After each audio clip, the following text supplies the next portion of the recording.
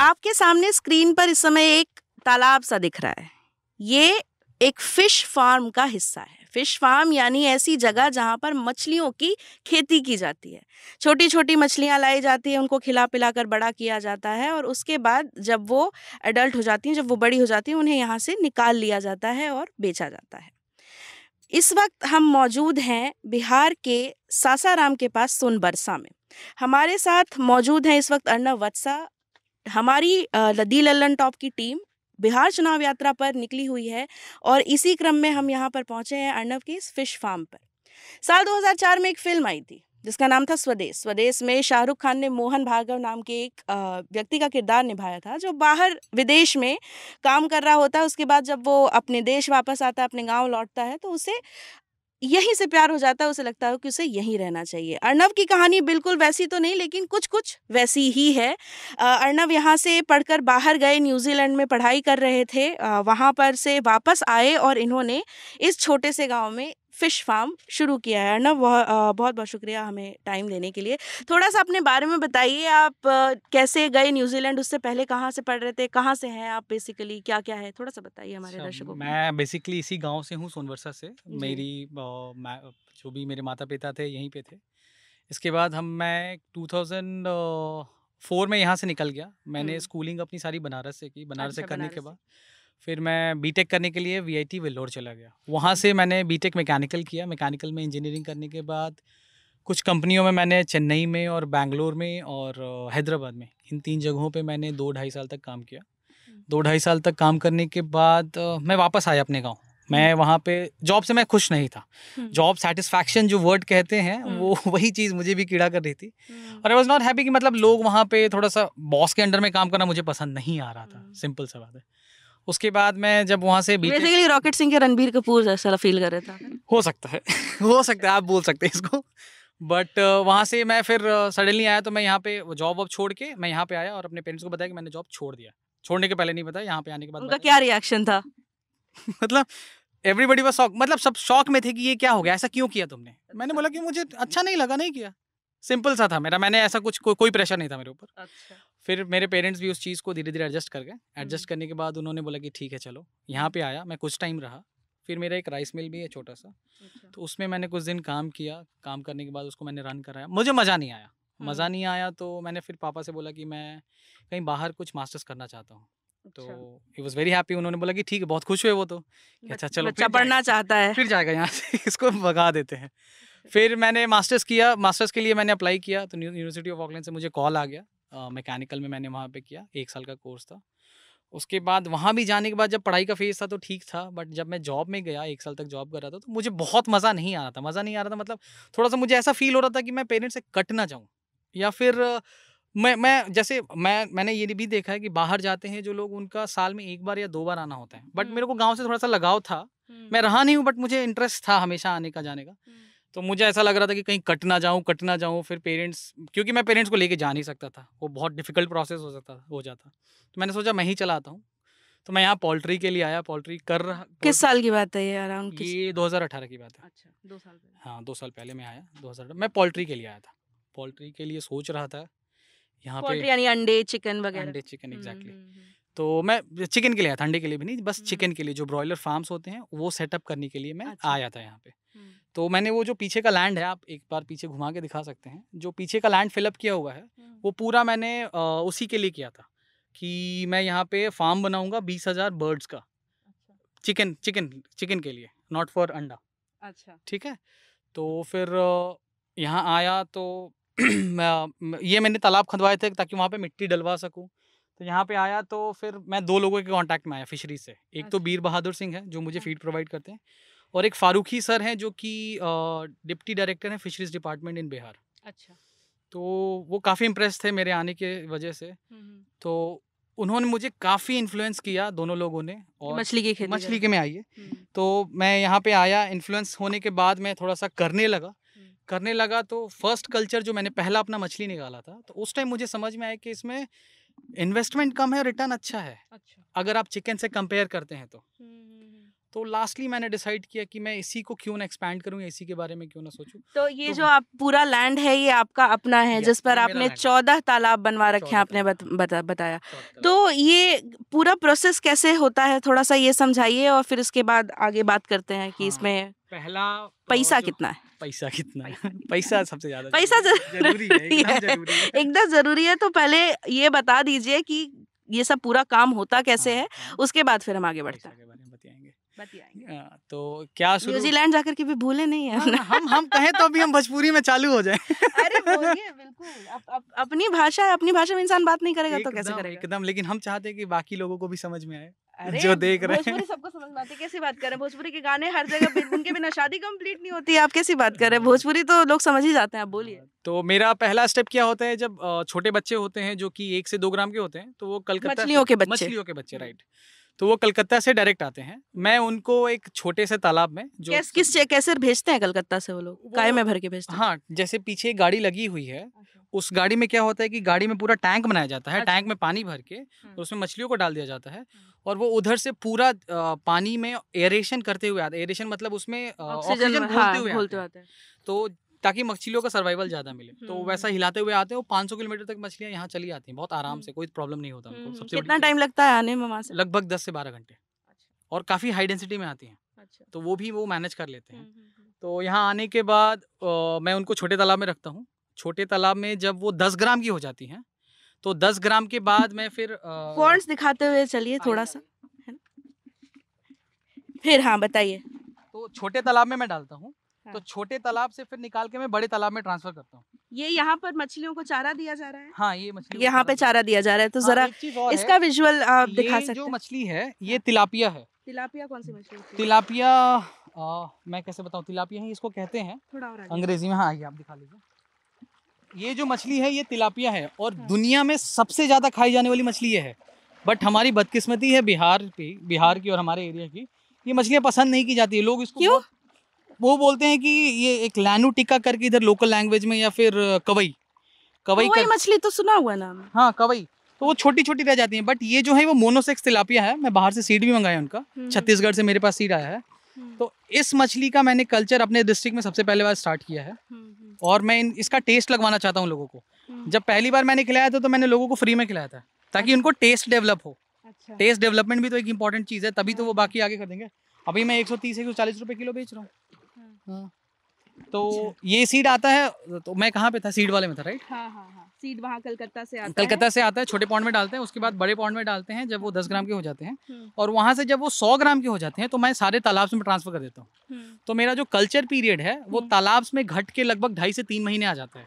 But generally जो लोग करते हैं वो क्या करते हैं, कलकत्ता से डायरेक्ट सीड मंगा के तालाब में डाल देंगे। अच्छा। तो वो 6 महीने ले लेते हैं। जी। हाँ, तो मैं ऐसे करके 3-3 महीने का 3 कल्चर तक 4 कल्चर भी कोशिश करता हूँ कि निकालूं। मैं ये सोच रही हूँ कि रास्ता इतना पतला है, हाँ। और दोनों तरफ तालाब है। हाँ। मेरी लुढ़कने की हिस्ट्री रही है काफी, तो मैं ये सोच रही हूँ अगर मैं गिर गई तो ये कितना गहरा तालाब होगा? इसकी गहराई ऑलमोस्ट 10 से 11 फीट होगी। मतलब डूब सकती हूँ मैं? अच्छा, नहीं, वो मेरा प्लान नहीं है।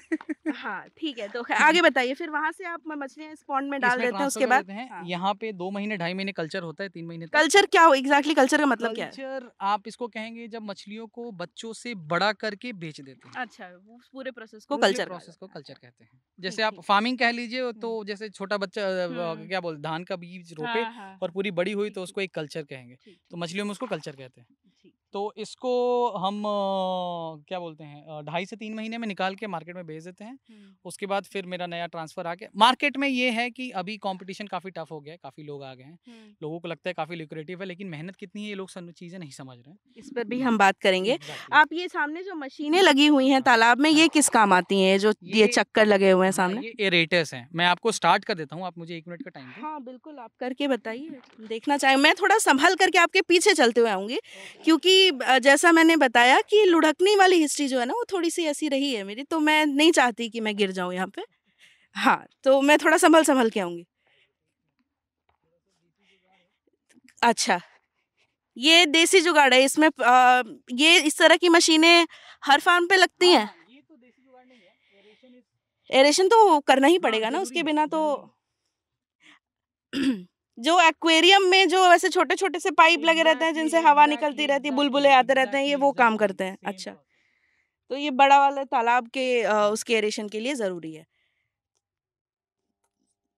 आपको ये बिना किसी सेफ्टी के आप ये चला रहे हैं, आप सेफ नहीं है ये चीज? अभी टेम्परेरी मैंने मतलब हाँ, ये तो बिल्कुल भी सेफ नहीं है। इसमें आप कहाँ से तार इधर उधर लगा करके आपने काम किया है पता नहीं है, लेकिन जी।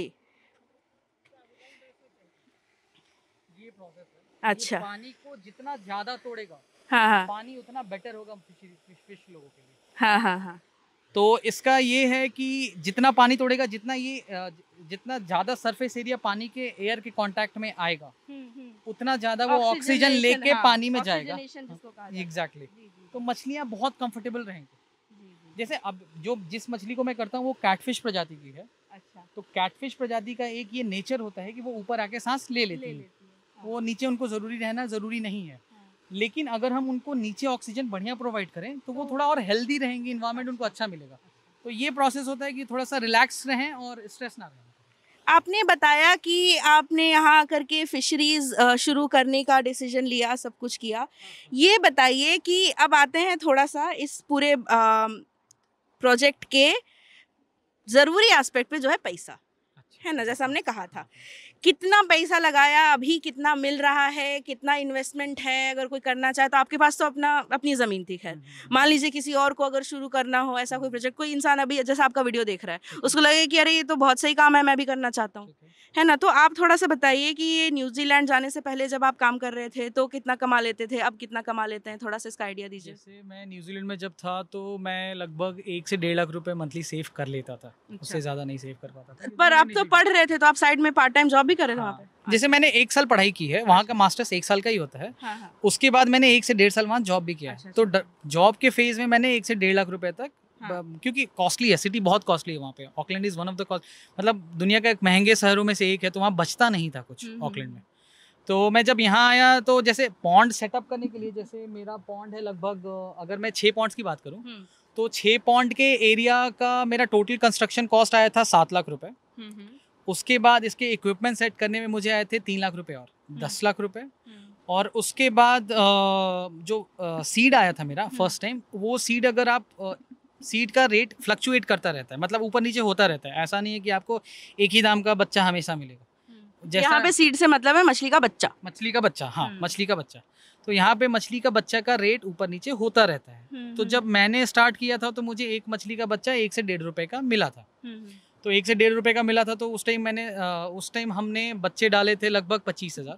तो 1.5 से 25 को मल्टीप्लाई कर लीजिए। और टोटल फीड जो मैंने खिलाया था इस तालाब में, वो लगभग मेरे को लगता है 12 से 13 लाख रुपए का है। पूरा डेटा मेरे पास अभी नहीं है, बट मैं रफ और अगर ये इतनी सारी जो जमीन है, मान लीजिए तो आपकी अपनी है जैसा आपने बताया, लेकिन अगर किसी और को तालाब चाहिए हो तो लीज पे ले सकते हैं? हाँ, लीज पे ले सकते हैं, लीज पे मिलता है। बट हमारे तरफ थोड़ा सा जमीन का रेट थोड़ा सा ज़्यादा है, तो लीज रेट जो होगा वो थोड़ा सा ज़्यादा होगा। मुझे लगता है एक बीघे का आपको, बीघा मतलब बीघा आप समझ जाएंगे, मैं स्क्वायर फीट में बता नहीं सकता हूँ अभी। तो 1 बीघे ज़मीन का टोटल कॉस्ट मुझे को लगता है कि अगर लीज पे लेंगे तो 30 से 40 हज़ार रुपये आएगा सालाना। हाँ, तो मैं जैसे अभी 6 बीघा में किया था तो मैंने पिछले साल 30 लाख रुपए प्रॉफिट निकाले हैं।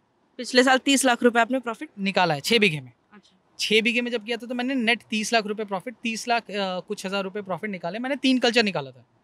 बट तो इसमें से अगर जैसे ये तो चूंकि आपको इसका रेंट नहीं देना है जमीन का, तो उसमें आप और ऐड कर दीजिए, उसमें से हटाना पड़ेगा। तो 18 मतलब 1,80,000 और माइनस कर दीजिए उसमें। तो मान लीजिए आप 28 लाख, 2 लाख और माइनस कर देते हैं हम, 28 लाख कर लेते हैं उसको। तो मैंने 28 लाख 6 बीघे में निकाला है। अच्छा, और आपने ये बताया कि यहाँ पर आगे आपका एक दूसरा प्लांट भी है जहाँ पर आप मछलियों का जो वेस्ट होता है, जो उनका फीकल मैटर होता है, उससे भी आप खाना बनाते हैं। तो ये मतलब मछलियों का चारा बनाते हैं, ये कैसे होता है, इसके बारे में थोड़ा सा चारा बनाने का आइए, ये वो प्लांट हमें दिखाइए और फिर उसके बाद थोड़ा सा उसके बारे में समझ लेते हैं। मैं एज यूजुअल थोड़ा सा पीछे चलूंगी संभलते हुए। ठीक है। हाँ, बताइए। तो मेरा जैसे प्लांट वो जो है वो बायोफ्लॉक सेटअप कहते हैं। बायोफ्लॉक? हाँ, बायोफ्लॉक। अच्छा, बायोफ्लॉक प्रोसेस क्या है कि उसमें हम प्रोबायोटिक्स डालते हैं, जो कि गुड बैक्टीरिया का एक क्लस्टर होता है, गुड मतलब एक झुंड होता है। जैसे प्रोबायोटिक्स हम लोग भी वो आते हैं ना, खाते हैं, याकुल्ट।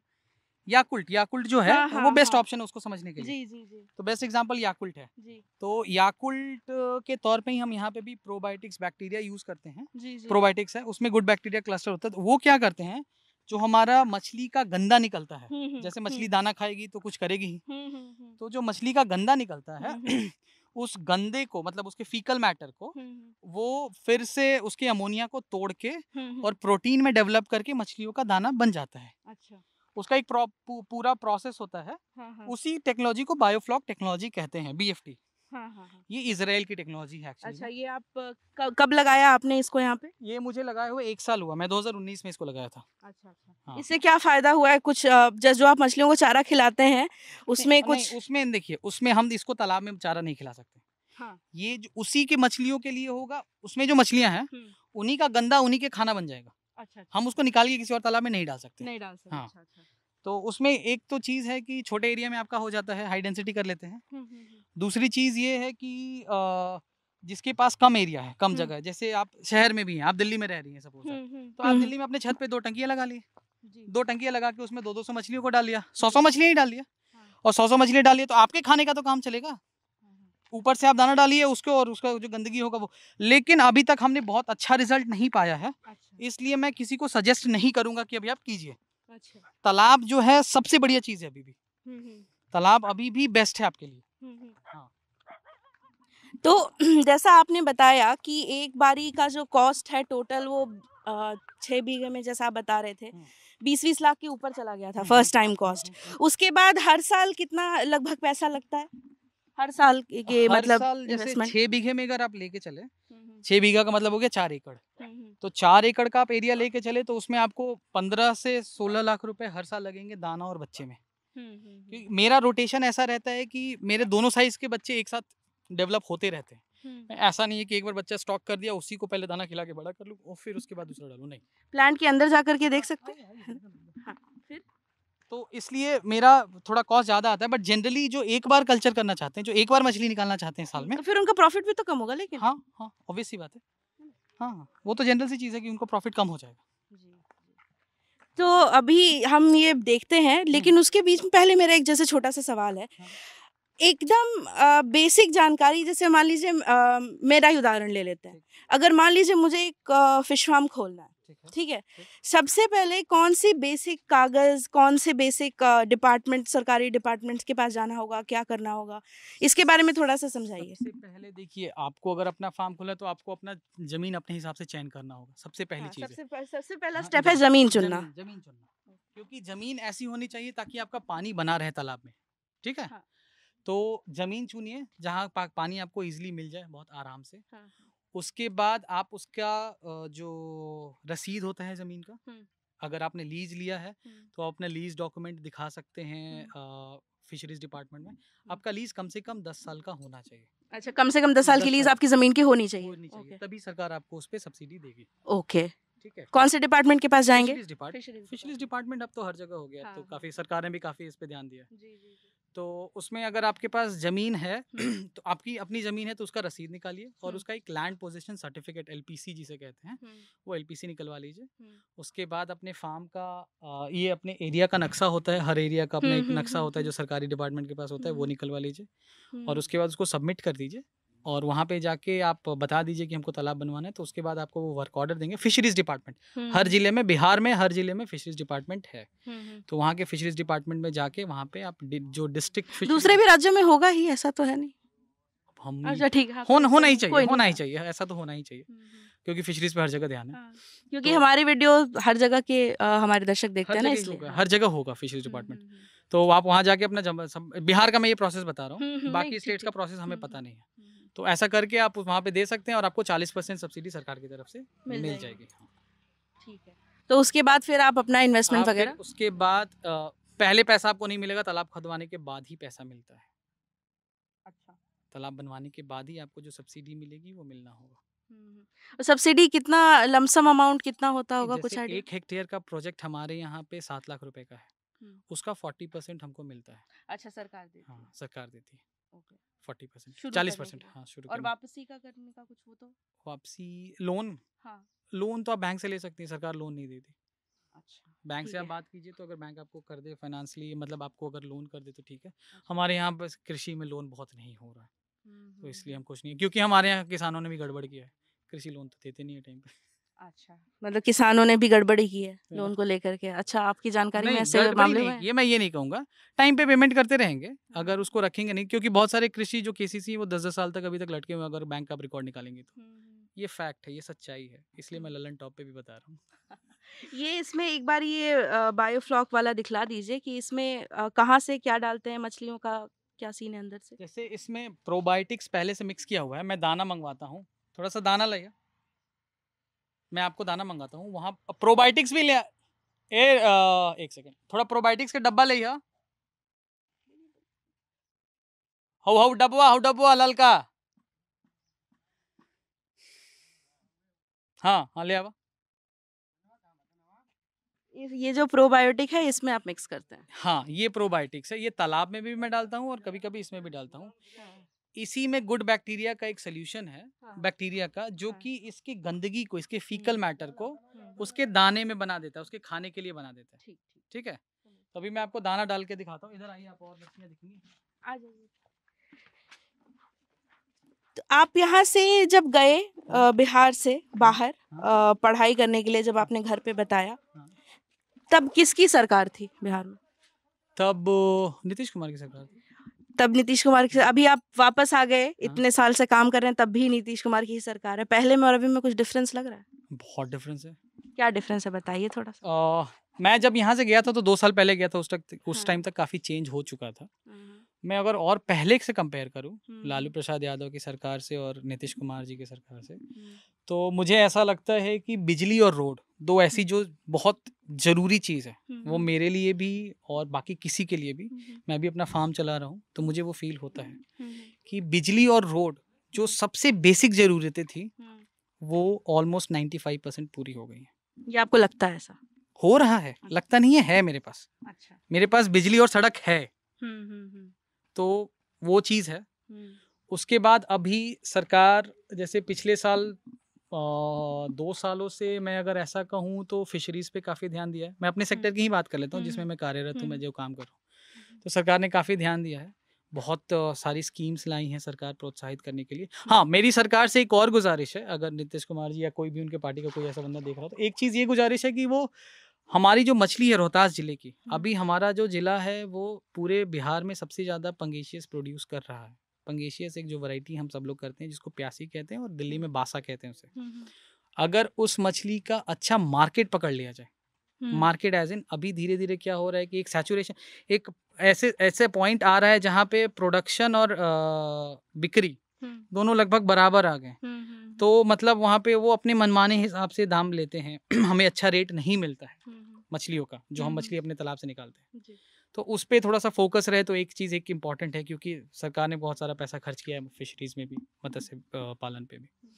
तो ये एक चीज़ है। दूसरी और एक चीज़ और कर सकते हैं कि हमारे पास ये जो IB फीड हम खिलाते हैं, ये हमारे पास छत्तीसगढ़ से आता है, राजनंद गाँव से। वहाँ से ही क्यों मंगवाते हैं छत्तीसगढ़ के उस गाँव से? क्योंकि इसका FCR अच्छा आता है। FCR जो होता है feed conversion ratio. Feed conversion ratio का मतलब, अगर हमें 1 किलो मछली पैदा करनी है तो हमें कितना किलो दाना खिलाना होगा। अच्छा। तो इसमें हम 1 किलो 400 ग्राम दाना खिलाते हैं तो 1 किलो मछली हमारी तैयार हो जाती है। बाकी सब कंपनियों के जो दाने हैं उसमें हमको 1 किलो 600 ग्राम, 1 किलो 700 ग्राम दाना खिलाना पड़ता है, तो 1 किलो तैयार होती है।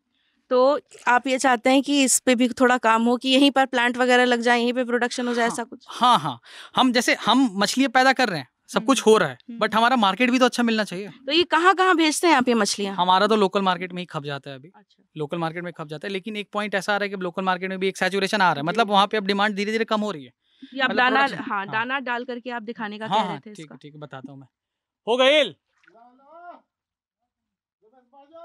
हाँ, फीड कन्वर्जन रेशियो का आप जो बता रहे थे, और इसमें प्लांट लगाने की, और आपके लोकल बाजार में ही खप जाता है सब कुछ। बाहर भेजने के लिए अगर आपको करना हो तो क्या उपाय हैं? जैसे इसको देखिए, हम बाई प्रोडक्ट्स के बना सकते हैं। बाई प्रोडक्ट्स के तौर पे फिश के कटलेट बन जाए, फिश के छोटे छोटे क्यूब्स बन जाए बोनलेस, फिश के आप बाई प्रोडक्ट्स में जैसे उसके स्किन निकाल के कुछ और बना लें, उसकी हड्डियाँ निकाल के कुछ और बना लें, तो उसका वो चीज़ें अगर हम अच्छे से मार्केट में कंज्यूम करा लें, अगर हम उसको, क्योंकि वो प्रोसेस करके हम पैकेजिंग कर सकते हैं, तो वो थोड़े लंबे ड्यूरेशन तक टिक सकती हैं चीज़ें, तो वैसा अगर हम कर ले तो ठीक रहेगा। तो हमारे लिए क्या होगा कि हमारा मछली एक बार में निकल जाएगा, बहुत सारी मछलियाँ निकल जाएंगी और अच्छा रेट हमको मिल जाएगा। ये दाना लेकर के आए हैं, ये दाना ये लेके मछली, डाल रहे हैं। हाँ। ये इन मछलियों की उम्र क्या होगी? इन मछलियों की उम्र लगभग 2 से ढाई महीने होगी। अच्छा। और जब आपको ट्रांसफर करना होता है इन मछलियों को, तो आप कहाँ करते हैं या यहीं से निकाल लेते हैं? यहीं से निकाल लेते हैं। ये मेरा एक एक्सपेरिमेंट चल रहा है। जी जी। मैं बायोफ्लॉक में अभी तक पालन नहीं किया हूँ। मैं छोटे बच्चे का भी काम करता हूँ। मछलियों के बच्चे भी यहाँ पे किसानों को अगर कम रेट में और बढ़िया मुहैया हो जाए, जितना ज़्यादा से ज़्यादा सर्वाइवल मिल जाए, तो मैं क्या करता हूँ, बंगाल से बच्चे मंगा के यहाँ पे सेट कर लेता हूँ, यहाँ के इन्वायरमेंट, यहाँ के टेम्परेचर में, और उसके बाद यहाँ से फिर बाकी किसानों को देता हूँ 3-4 दिन के बाद, तो ट्रीटमेंट करके। तो वहाँ ये क्या, सामने जो वो लगा हुआ है पाइप साहब, वो हाँ, क्या है? वो एरेशन सिस्टम है। अच्छा, वो भी एरेशन। एरेशन सिस्टम है। थोड़ा चालू कर दिया, देखिए अभी आपको चालू हो गया एरेशन सिस्टम। ये ना पानी रहेगा, पानी भी चालू करवा दो, पानी भी चालू कर दो। ये देखिए अभी नीचे से नीचे बबल बनने लगे जी, तो वहाँ बीच में, हाँ, वहाँ तो बीच में बबल्स बन रहे हैं। क्योंकि हमारा कन्फाइंड एरिया है, बहुत छोटा सा एरिया है और इसमें मछली का क्वांटिटी ज़्यादा है, तो ऑक्सीजन का शॉर्टेज होना बहुत नॉर्मल सी चीज़ है। तो उससे मछलियाँ मर जाएंगी। तो हमको यहाँ पे हमेशा मतलब 10 घंटे, 12 घंटे, 15 घंटे, 20-20 घंटे तक इसको चलाना पड़ता है। बिजली का बिल वगैरह ये सब में कितना पड़ जाता है आपका बिजली महीने का? बिल महीने का मैं लगभग 5 से 6 हज़ार रुपये देता हूँ। 5 से 6 हज़ार रुपये इस पूरे सिस्टम का। पूरे और ये सिस्टम। पानी क्यों चलाया जा रहा है? पानी जैसे थोड़ा सा पानी चेंज भी करना पड़ता है हर 10 दिन पे, 12 दिन पे, 15 दिन पे। ये देखिए यहाँ पे मेरा पानी, थोड़ा सा साइड रहिएगा आप, ये हमारा पानी ड्रेन हो रहा है बाहर, अंदर से नीचे का गंदा का पानी आ रहा है। हमारा जो टैंक बना हुआ है उसका स्लोप ऐसे है, तो सेंटर में वो आके सब जमा हो जाता है, तो यहाँ से हम गंदा पानी निकाल देते हैं। तो हमें हर 10 दिन पे, 15 दिन पे गंदा पानी निकालना रहता है और थोड़ा सा फ्रेश पानी भर देते हैं ताकि पानी का क्वालिटी भी थोड़ा बना रहे।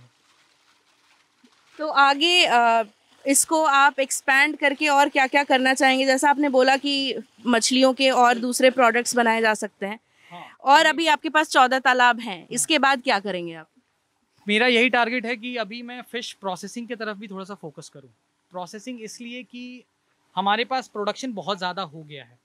मैं अकेला नहीं हूँ, मेरे अलावा और भी बहुत सारे ऐसे किसान हैं जो कि प्रोडक्शन कर रहे हैं। हम आसपास के कौन से गांवों में सबसे ज्यादा प्रोडक्शन होता है यहाँ के अलावा? यहाँ के अलावा आपको हो गया हथनी हो गया, बराव हो गया, हथनी बराव 2 हो गए, और रोपहता, ये 3 जो गांव है वहाँ पे मैक्सिमम, क्योंकि हर किसी के पास वहाँ पे तालाब है, छोटे छोटे तालाब है। तो यही जो आप लाइट की बात कर रही थी, अगर यही मुझे यहाँ पे 20 घंटे इस एरेशन सिस्टम चलाने की जरूरत पड़ती है, तो मुझे बिजली मिल रही है 24 घंटे, 23 घंटे, तभी तो मैं करवा रहा हूँ। तो मुझे बहुत, मैं जब आया था न्यूजीलैंड से तो बड़ा, क्योंकि बिहार का एक पहले तो बहुत खराब छवि थी, आप भी जानते हैं, हम भी जानते हैं, अभी चेंज हो रहा है। अच्छा, आपको लगता है चेंज हो रही है बिहार की छवि? चेंज हो गई है, काफी चेंज हुई है। अच्छा, एक एग्जाम्पल कोई ऐसा? एक एग्जाम्पल किस टाइप का एग्जाम्पल? जैसे आप कह रहे हैं कि छवि बदली है। हाँ, बिहार की। पहले तो आप बाहर भी रहे हैं। पहले लोग सोचते थे कि बिहार में घुसेंगे तो हमें बस उबड़ खाबड़ ही चलना होगा। अब तो आप भी आई हैं दिल्ली से, आपको भी देख के लग रहा होगा उबड़ खाबड़ में चलना पड़ा। नहीं, मैं तो यहीं से हूँ, तो मेरा तो नहीं, आप आई हैं ना दिल्ली से, मैं ये कह रहा हूँ, तो अभी उबड़ खाबड़ तो आपको नहीं चलना पड़ा। वो तो हर जगह दिल्ली में भी होगा। अच्छा, इसके अलावा बिजली, पहले हमारे यहाँ बिजली फिलामेंट थी, जो बल्ब में जो फिलामेंट होता है पतली सी तार जैसी, वो तार थी। अब वो तार नहीं है, अब अच्छी सी बिजली 220 वोल्ट की हमें बिजली मिलती है, और वो भी 22 से 23 घंटे मिलती है। तो हम उससे बहुत खुश हैं, क्योंकि मेरे काम को करने के लिए मुझे रोड और बिजली ही सबसे इम्पोर्टेंट चीज़ थी।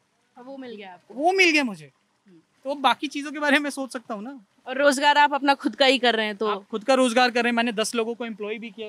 कितने लोग हैं आपके यहाँ नौकरी करने वाले? 10 से 12 लोग हैं। अच्छा, हाँ। इन पूरे 14 तालाबों में? 14 तालाबों में। और एक अगर सिंगल तालाब पे अगर कोई काम कराना चाहे तो उसे कितने लोगों को हायर करना पड़ेगा? 1 से 2 लोगों को हायर, 1 लोग ही हायर करे तो काम हो जाए। कितना पैसा देते हैं आप इन लोगों को महीने का? उनको महीने का 6 से 7 हज़ार रुपए देता हूँ, एक जन पर पर्सन। खाना पीना और 6 से 7 हज़ार रुपए और रहना। ये इसी गांव के लोग हैं? हाँ हाँ, आसपास के, ये बगल वाले गांव के हैं, कुछ मेरे गांव के हैं और कुछ बगल के बगल वाले गांव के हैं। मतलब 2 किलोमीटर 3 किलोमीटर के अंदर हैं सारे लोग। दिन में कितने घंटे काम कर लेते हैं लोग? ये सुबह मेरे को लगता है कि आपको 8 बजे के आसपास आते हैं और फीडिंग से चालू करते हैं, बीच में फिर बैठते हैं अपना आके यहाँ पे आराम करेंगे, फिर थोड़ा देर और काम करेंगे, फिर शाम को काम करेंगे। मतलब कुल मिला के 10 से 11 घंटे का काम रहता है। उसमें बीच में 2-3 घंटे का आराम भी रहता है, बैठे रहते हैं। कुछ काम नहीं है तो आप जबरदस्ती काम नहीं करा सकते ना, बट हमें आदमी रेगुलर चाहिए। ये है अर्नव वत्सा, ये बिहार के सासाराम से हैं। इस वक्त हम लोग सोनबरसा में हैं। अर्नव न्यूजीलैंड गए पढ़ाई करने के लिए। घर वालों से कहा कि मैं पढ़ना चाहता हूँ, लिखना चाहता हूँ। घर वालों ने कहा जाओ। वहाँ पे गए पढ़ने के लिए। उन्होंने नौकरी भी की लेकिन उनका मन नहीं लगा। वापस आ गए और इन्होंने खोला मछलियों का फार्म, जहाँ पर अब ये मछलियों की खेती करते हैं, जैसा हमने आपको दिखाया। और किस तरह की टेक्निकलिटीज़ होती हैं, कौन कौन सी कागज़ लगते हैं, कहाँ कहाँ पे अप्लाई करना होता है, पूरा खर्चा क्या है, ये सारी चीज़ें आपने देखी। इसी तरह की और भी स्टोरीज़, और भी प्रोजेक्ट्स, और भी मुद्दे हम आप तक पहुँचाते रहेंगे। आप देख रहे हैं दी लल्लन टॉप की बिहार चुनाव यात्रा। मैं हूँ प्रेरणा और मेरे साथ हैं कैमरा पर रूहानी। बहुत बहुत शुक्रिया।